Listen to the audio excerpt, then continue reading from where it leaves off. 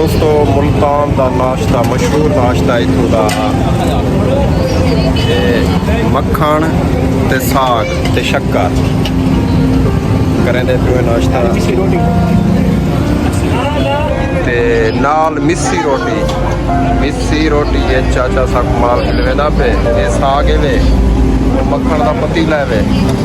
घंटे घर बैठो नाल लस्सी देसन ते मिस्सी रोटी देसन।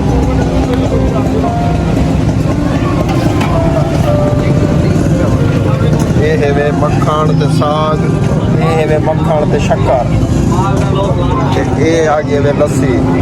ये आ गई वे मिस्सी रोटी। आहा मक्खन लगा पे ना, वाह वाह माशाल्लाह। ये लस्सी भी दोस्तों ये चाचे का पुराना ठी है, 35 साल पुराना ठिया। चाचा खुद सरेकी है, लस्सी पिलेंदे मक्खन खवेंदे शक्कर साग ते साग बड़कदा खड़े असां इतना नाश्ता कीते घंटा घर दे चाचा प्योर सरेकी चाचे नाल वाला यारी लग गई। चाचा आदे जो मैं खुद मुसन्निफ हाँ, एक मैं किताब लिखदा पिया आलसी कौम। चाचा आलसी कौम आदे आलसी कौम दी मैं एक किताब लिखदा पिया। मैं वालों को आके मैं के चाचा जेरी किताब तू लिखदा पाई वो होसन सरेकी आदे हाँ वाकई आदे सरेकी है ना। मैं के छेक रख वाकई लोग चांद्र ते पहुंचे ना सरेकी उठे के रखणो। हाँ लस्सी यार देनी लस्सी चास की दी है। हाँ दोस्तों लस्सी बड़ी पसंद आई है साकू चाचे दी ते असा लस्सी पीती है से ते चाचे नाल बैठे वाल मुलाकात थी गई कि मैं इतों का सरेकी हाँ ते आके 35 साल तो मेरा इठी है ते नंबर 2 मैं एक मुसन्निफ हाँ राइटर हाँ जी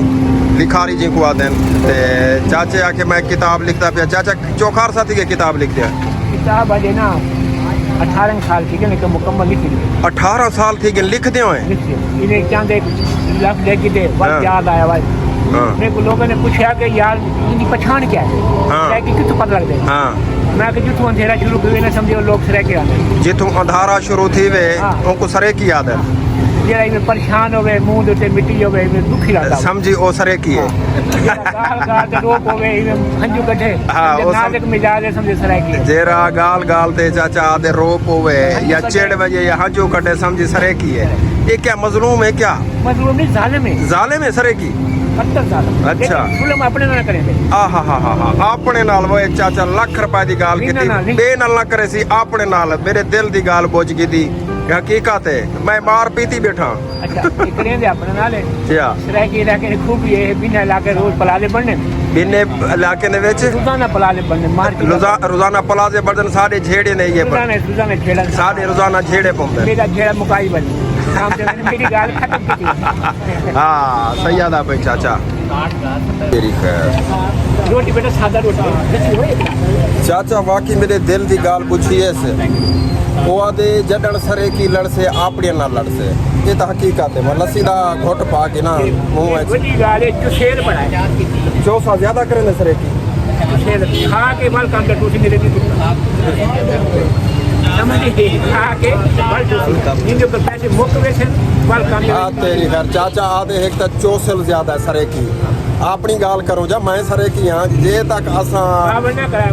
ना जे तक असा कोई चीज खाऊं ना काम ते तो वेंदे खान से सवेरे पैसे मुक्सन आटा मुक्सी खाना मुक्सी बाल काम दे बेच मेरा हां पैसे मुक्सन ते बाद विच असा काम वाले पासे दे सुना ते ना बेच आहा हकीकत कोनी पईन शादी है जल्दी है हफ्ता छुट्टी मेला है हफ्ता छुट्टी। अच्छा मेला हाँ मेला होगा किथे के असा सरे के लिए पहले दो जड़े छुट्टी हफ्ता पहले छुट्टी चाचे दे गाल ही बिल्कुल कड़वा साचे कहीं दी एक छोरी दी औरतां दी हां औरतां ने सारा क्या काम है असा वदू ऐना कपाती ते हा चाचा दे कोई दी मेढ़ी होवे शादी होवे हफ्ता पहले असा छुट्टी घेनंदो छुट्टी करंदो बाद च असा जे रहना काम ते वेसो नंबर 2000 सारे घर अगर पिया है जे तक को ना मुख से असा ना वेसो काम हां काम ते नहीं वजना छुट्टी दी इन्हां दी रहमत पता क्या आंदी छुट्टी दी रन्ना देख सो हाँ हाँ छुट्टी दी रहमत ये होती छुट्टी दी अलामत मेरे को सी लगा मेरे को सबके लगी हाँ हाँ हाँ वो मालिक पूछे हाँ बेटे क्या लोग क्या वजह हाँ, क्या तकलीफ है? मेरे को सी तकलीफ है। मेरे को बुखार है वो आके रखा चले हल्ला वे दियो अड्डे हयाती हुई चाचे ने बहु गाली दसियन साको सरेके ने बारे असा आप भी सरेकी हूँ नाश्ता किते से मजा आ गया दोस्तों एक तो लस्सी दी है ने साको मक्खन हा शक्कर हाई साग हा पराठा हा ये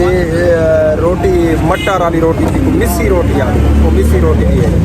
1 घंटा घर दे विच मैं नाश्ता किया ते मज़ा आ गया चाचे का नाश्ता किते ते घंटा घर मशहूर है चाचा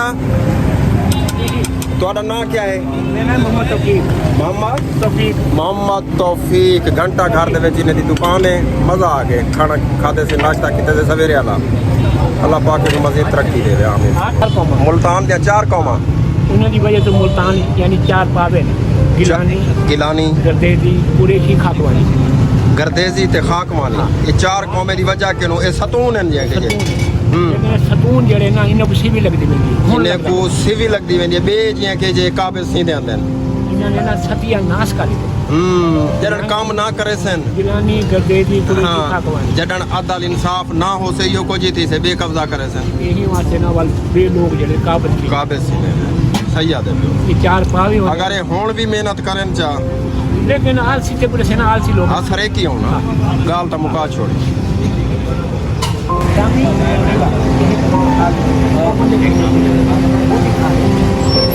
कोई पकोड़े ये